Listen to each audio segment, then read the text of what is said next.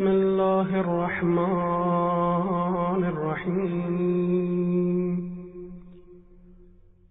السلام عليك يا أبا عبد الله. السلام عليك يا ابن رسول الله.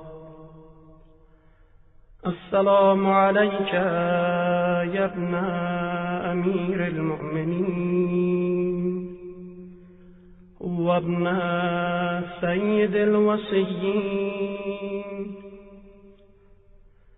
السلام عليك يا ابن فاطمة سيدة نساء العالمين. السلام عليك يا ثار الله وابن ثاره والوتر الموتوب. السلام عليك وعلى الأرواح التي حلت بفنائك. عليكم مني جميعا سلام الله أبدا ما بغيت وبغي الليل والنهار. يا أبا عبد الله، لقد عظمت الرزية وجلت وعظمت المصيبة بك علينا وعلى جميع أهل الإسلام. وجلت وعظمت مصيبتك في السماوات على جميع أهل السماوات. فلعن الله أمة أسست أساس الظلم والجور. عليكم أهل البيت. ولعن الله أمة دفعتكم عن مقامكم وأزالتكم عن مراتبكم التي رتبكم الله فيها. ولعن الله أمة قتلتكم. ولعن الله الممهدين لهم بالتمكين من قتالكم. برئت إلى الله وإليكم منهم وأشياعهم وأتباعهم وأوليائهم. يا أبا عبد الله، إني سلم لمن سالمكم وحرب لمن حاربكم إلى يوم القيامة. ولعن الله آل زياد وآل مروان. ولعن الله بني أمية قاطبا. ولعن الله ابن مرجانا. ولعن الله عمر بن سعد. ولعن الله شمرا. ولعن الله أمة أسرجت وألجمت وتنقبت لقتالك. بأبي أنت وأمي لقد عظم مصابي بك، فأسأل الله الذي أكرم مقامك وأكرمني أن يرزقني طلب ثارك مع إمام منصور من أهل بيت محمد صلى الله عليه وآله. اللهم اجعلني عندك وجيها بالحسين عليه السلام في الدنيا والآخرة.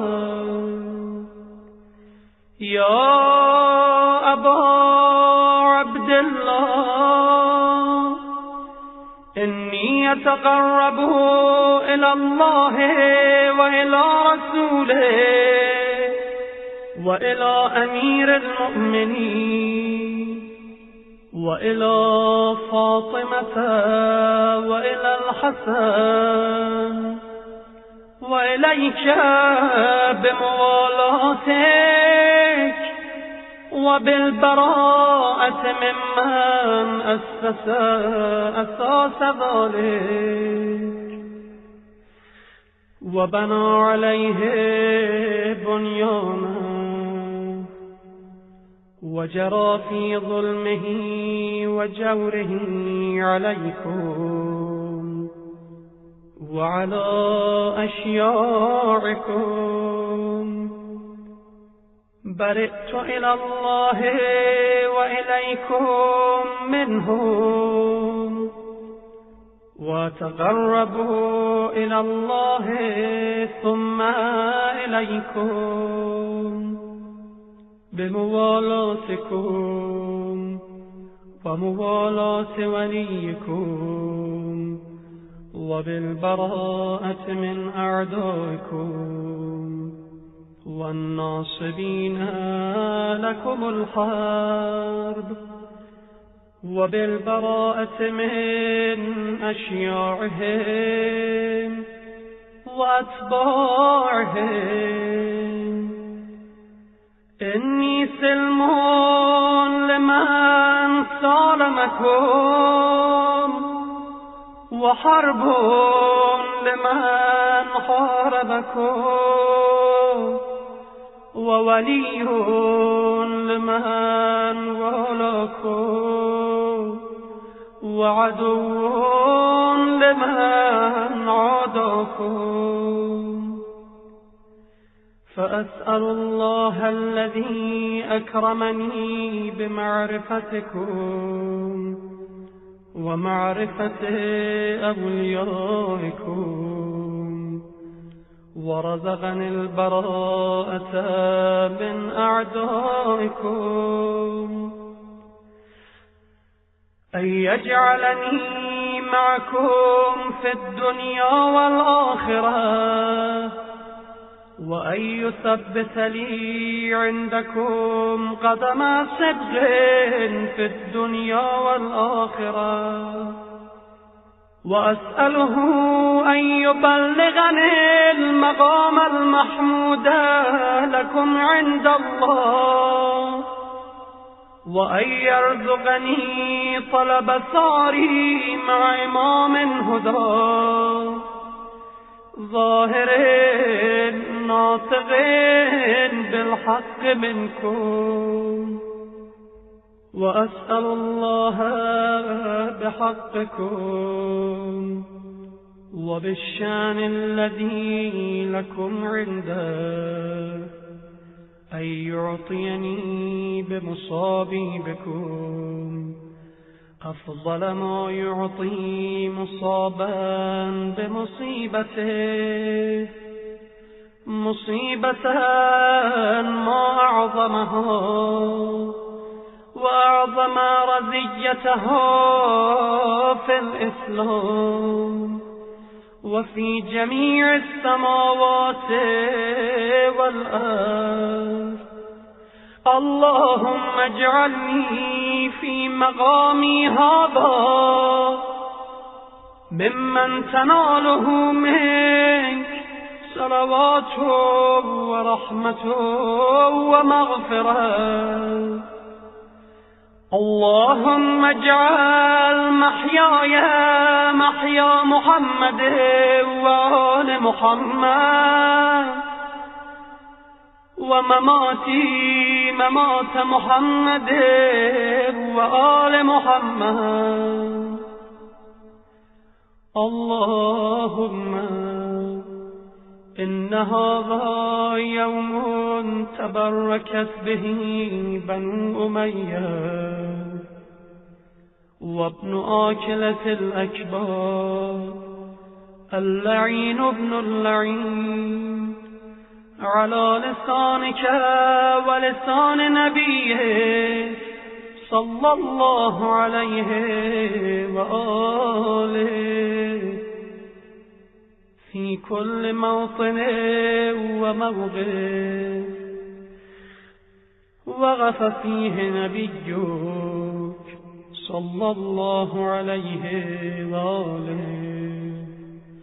اللهم لعن أبا سفيان ومعاوية ويزيد بن معاوية عليهم منك اللعنة أبد الآبدين.